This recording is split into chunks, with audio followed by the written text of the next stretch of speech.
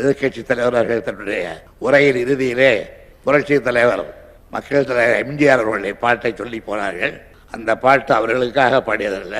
எனக்கு தெரியும், எம்ஜிஆர் அவர்கள் என்னை மனதிலே வைத்து பாடிய பாட்டு அது. ஏனென்றால் என்னுடைய 40 ஆண்டு கால நண்பர் அல்லவா. இன்னும் சொல்ல போனால் திராவிட முன்னேற்ற கழகத்தினுடைய தேர்தல் கட்சி தேர்தல் நடைபெற்ற போது தலைவராக நான் தான் வர வேண்டும் என்று அதற்காக பாடுபட்டவர், அதற்காக ஆட்களை சேர்த்தவர். அந்த நன்றி என்றைக்கு எனக்கு உண்டு, சாகர வரையிலே உண்டு. அதே போல இந்த பொறுப்புக்கு நான் வர வேண்டும் என்று விரும்பியவர்களில் அவரும் ஒருவர்.